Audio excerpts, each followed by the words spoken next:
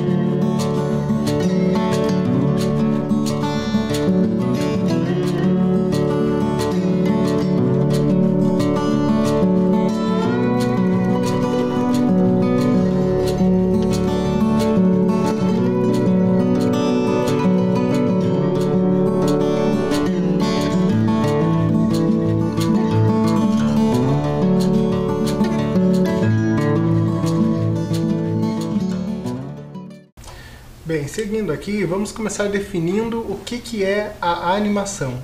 A animação refere-se ao processo segundo o qual cada fotograma de um filme é produzido individualmente.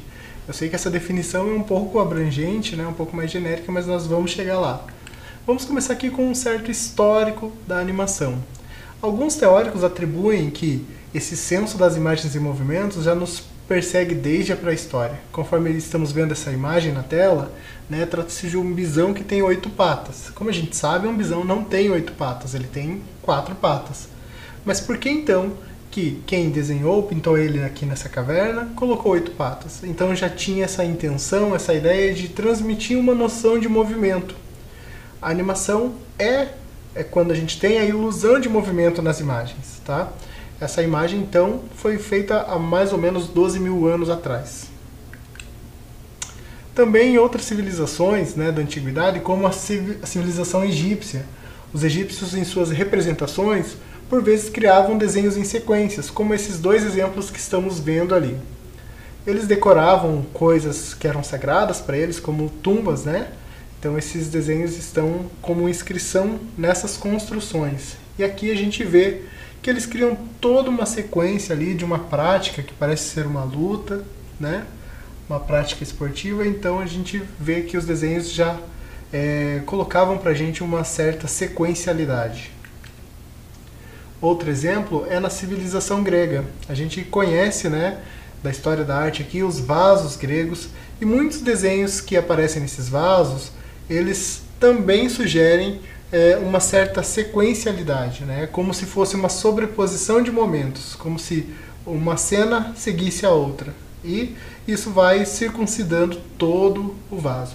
Então, com esses três exemplos, né, desde a pré-história, passando pelos egípcios e também pelos gregos, nós vemos que a imagem em movimento é uma coisa que, de certo modo, instiga o ser humano, instiga artistas a tentarem criar essa ilusão. Da modernidade em diante, com certas invenções, né, a gente pode citar aqui, por exemplo, no século XVII, a invenção da lanterna mágica. A gente pode pensar que essa ideia começou a ganhar uma forma. A lanterna mágica foi o primeiro projetor inventado. Vocês estão vendo ali que temos uma lâmina com uma imagem. Essa lâmina é injetada ali na frente da lente. Nessa lâmpada, então, nessa lanterna, melhor, se coloca um pouco de óleo e se acende ela, e aquela imagem que está ali na lâmina de vidro é projetada sobre uma parede. Então essa é a primeira ideia de projeção que a gente tem noção. Lógico que nessa altura a fotografia também já tinha o seu desenvolvimento, né? E aqui a gente já começa a pensar também algumas coisas em relação à criação do cinematógrafo, né? Que veio originar o vídeo e cinema. Alguns dispositivos ópticos também contribuíram para isso. Estamos vendo agora na tela um dispositivo óptico chamado taumatrópio. Observem aqui na animação que nós temos primeiro uma imagem de um vaso, depois a imagem de uma flor, e depois ela acelera e aparecem as duas. Como que funciona o taumatrópio? Ele é um disco de papelão que tem dois furinhos, um em cada lateral, que você passa um barbante, você torce ele, e quando você puxa esticando o barbante, ele gira rapidamente e a gente tem essa ilusão de que as imagens estão fundidas, que elas se misturam, né? Que a gente vê elas simultaneamente. Outro objeto óptico, né, é o fenasquistoscópio. Esse nome é bem complicado de falar. Ele consiste em um disco que recebe ali uma sequência de imagens, né, e depois você gira esse disco com um espelho, você observa por uma fenda e você vai ver as imagens em sequência se misturando. Então todos esses princípios remontam aqui aos primórdios da animação. Um desdobramento do fenasquistoscópio é o zootrópio. Ele basicamente tem a mesma ideia, só que em vez de ser um disco, ou seja, ser um círculo plano, ele é um cilindro, e as imagens estão todas na lateral. Quando você gira esse cilindro, você observa por uma fresta e você tem a impressão de que aquela imagem está em movimento, porque uma passa para a outra rapidamente. Então isso já vai criando a ilusão de movimento. Isso acontece porque cada imagem que a gente vê fica por alguns segundos gravados na nossa retina, né? Isso chama-se persistência da imagem.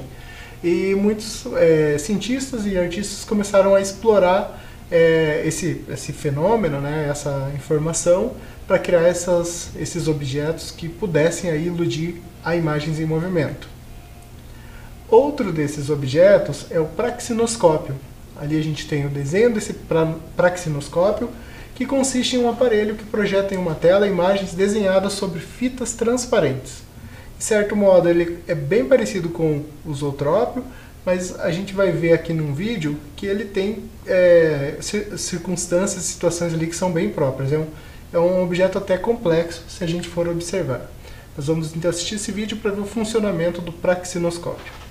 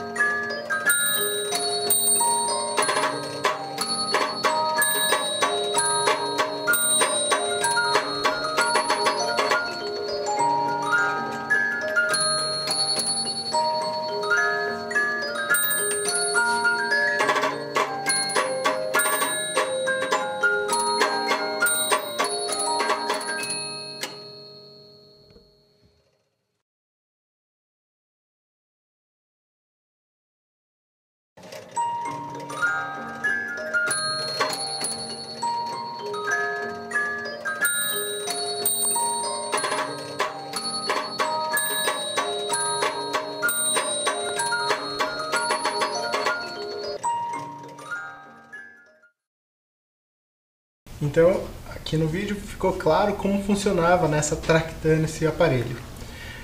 Outro importante autor, ou importante teórico foi o Muybridge, né? Ele era fotógrafo, ele é inglês, ele viveu entre 1830 e 1904, e ele, além de fotógrafo, ele ficava tentando inventar coisas. Ele também mexia com esses aparelhos, né, que a gente viu anteriormente, e ele já, na sua pesquisa, ele tentava observar aqui como que funciona o movimento. Aqui na primeira imagem nós temos então uma sequência com o movimento de um cavalo, né, e um homem montado sobre ele, e na sequência ali nós temos uma GIF que é a sobreposição dessas imagens. Lógico que no tempo do Muybridge não tinha GIF, né?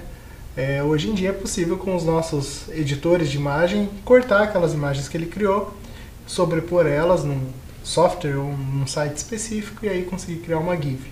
Mas ali fica bem clara essa noção de movimento.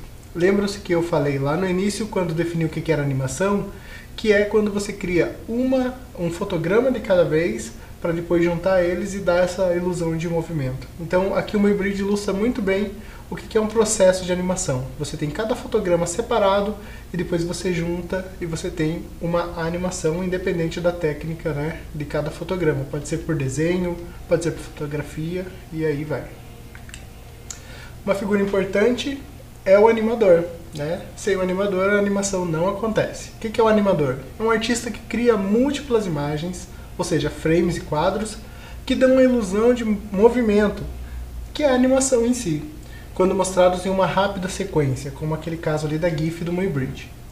Pode trabalhar em filmes, teatro, televisão e videogame. Então tem um leque muito grande aí de possibilidades para quem trabalha com animação, para quem produz animação. Existem variadas técnicas, né? Algumas a gente já tratou, vai tratar aqui também. Aqui nós temos um exemplo de um argentino que cria uma técnica bem específica, conhecida como cutout, que consiste em recortar silhuetas, articulá-las e depois ele cria as animações sobre uma mesa de luz ou algo assim. Então, quando você tem esses bonecos articulados, você vai criando fotogramas e movimentando ele aos poucos, né? Isso era o que o Quirino Cristiani fazia. Temos um exemplo do Apóstolo, que é um filme que ele criou, uma animação que ele criou em 1917, sendo ele o pioneiro, tanto na técnica, né, quanto nesse tipo de animação, principalmente aqui na América Latina. Outra importante pessoa que trabalhou com esse tipo de animação é a Lotte Heinecker. Ela é uma artista alemã, uma cineasta alemã, então ela nasceu em Berlim, viveu entre 1899 e 1981, era ilustradora de livros e foi pioneira nessa técnica que juntava teatro de sombras e animação, também usando a cutout. Mais de 40 filmes ao longo de sua carreira foram criados. Nós vamos ver aqui, por exemplo, como que ela criava esse material. Tem um documentário sobre ela, o documentário é longo, a gente só vai ver um trechinho que mostra um pouquinho do processo dela, que consistia em desenhar, recortar e depois animar. Vamos assistir então.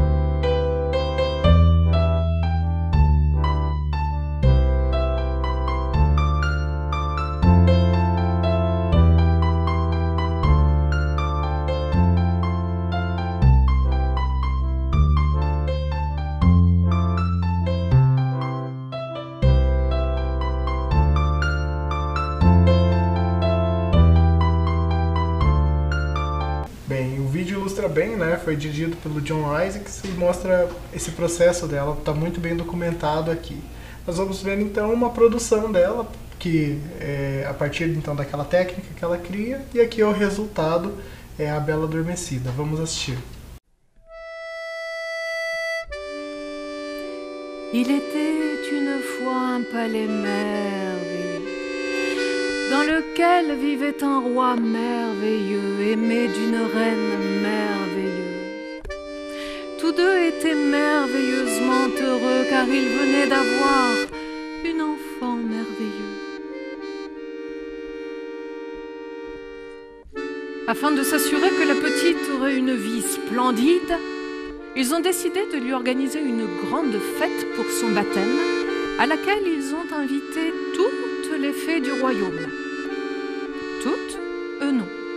Pas la 13e. Parce que 13, ça porte malheur.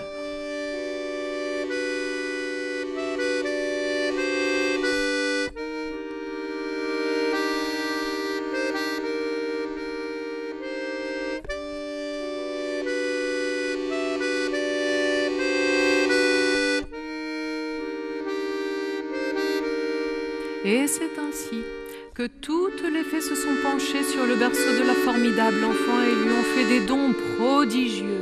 Tu seras prodigieusement belle, prodigieusement intelligente, prodigieusement douce et sportive et habile et tu auras un chien prodigieux, etc., etc. Bref, ta vie sera d'un ennui prodigieux, n'est-ce pas merveilleux? Et voilà qui remettait ça. À chaque génération, une nouvelle enfant condamnée à l'invivable perfection. Alors là, non, pas question de laisser faire.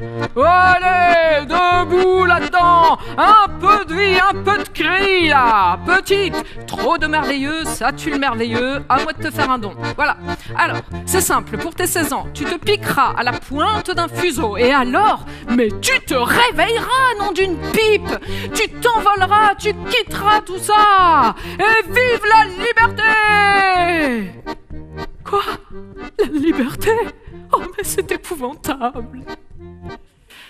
Par chance, la dernière fée, la toute petite, n'avait pas encore eu le temps de faire son vœu. Alors elle a concocté une sorte de contresort très très efficace.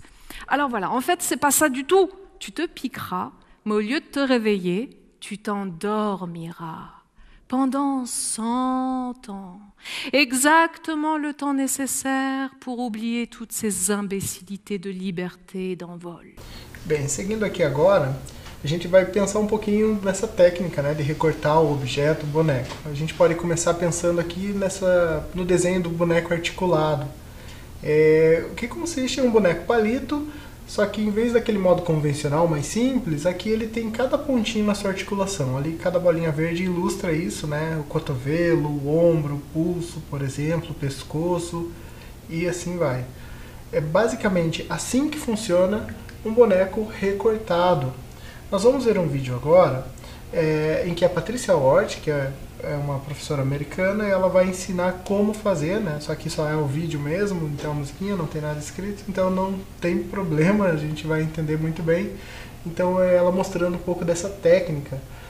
Aqui ela está criando esses bonecos especificamente para o teatro de sombras, né? Não para animação, então tem essa diferença. Se a gente for pensar na animação, tem basicamente a mesma coisa, só que muda a forma com que ele vai ser filmado em uma, fotografado em uma e projetado nas sombras na outra. Mas vamos assistir o vídeo para entender um pouquinho melhor.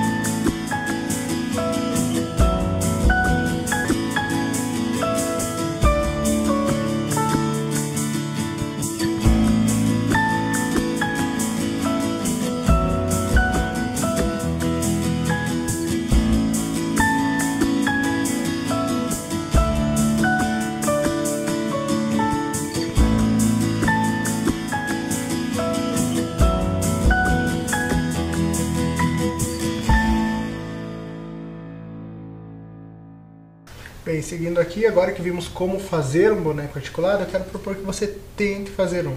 Quais são os materiais necessários para criar um boneco articulado? A gente vai precisar de papel cartão ou papelão, um furador, que pode ser um prego. Se você tiver um adulto para te auxiliar, né, para não se machucar, você pode usar um prego, se não, você pode usar uma caneta ou lápis mesmo, que você tem aí. Palitos, se for o caso, para usá-lo em teatro de sombras. É opcional o palito, porque se a gente for fazer a animação, daí não precisa dos palitos.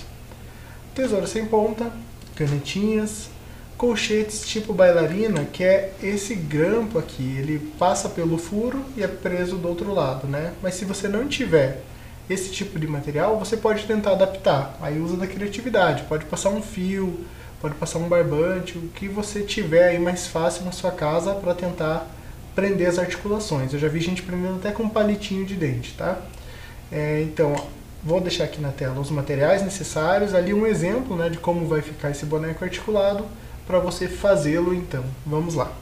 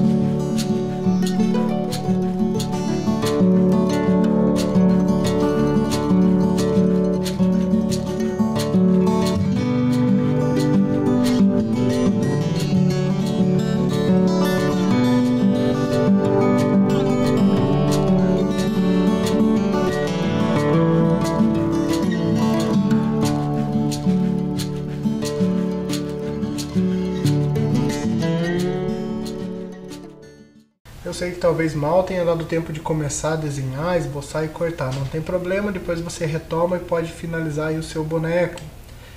Bem, lembro que lá no início eu falei também que a gente ia falar sobre o teatro de sombras, que é aquele tipo de teatro de formas animadas que já tratamos um pouquinho na aula anterior. O que é o teatro de sombras mesmo? Ele usa a sombra como artifício para representar as cenas. Projeta-se a sombra sobre uma superfície.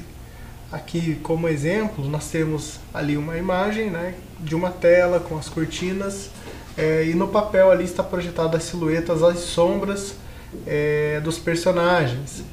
Que materiais são necessários para se fazer um teatro de sombras? Normalmente o pessoal usa uma caixa de papelão, que seja descartada. Aí para usar como tela, vem o papel manteiga, ou papel seda, ou papel vegetal, ou qualquer outro tipo de papel que seja ali, tem uma certa transparência. Já vi gente fazendo até com tecidos. Tesoura sem ponta, fita adesiva, palitos e lanterna. Isso é necessário para a gente criar um teatro de sombras. A gente vai ver aqui nesse exemplo, nesse vídeo, em que a Hannah Jablonski, que é uma professora de teatro para crianças nos Estados Unidos, ela mostra como fazer, como manipular os materiais para criar aí o seu teatro de sombras. Vamos assistir então.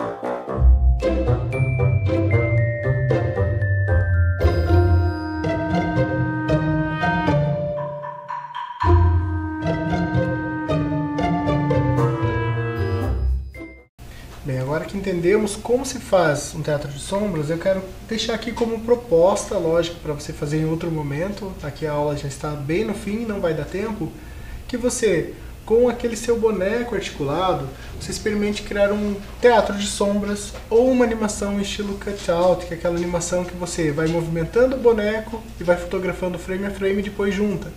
Lógico, se depois se você tiver como fazer aí uma GIF com a ajuda de um adulto, né? Ou um editor de vídeo mesmo, aí vai precisar de uma pessoa que tenha um certo conhecimento sobre isso. Mas basicamente é cada movimento, pequeno movimento que você faz com o seu boneco, você faz uma foto. Ou teatro de sombras mesmo, usá-lo com um palito, criar toda a tractana ali do teatro, né, com a caixa de papelão, como a gente viu, e fazer o seu teatro de sombras. Isso é uma coisa para você pensar, esboçar e fazer com calma, tá? Porque a nossa aula está chegando ao fim. Eu espero que você tenha gostado e até a próxima.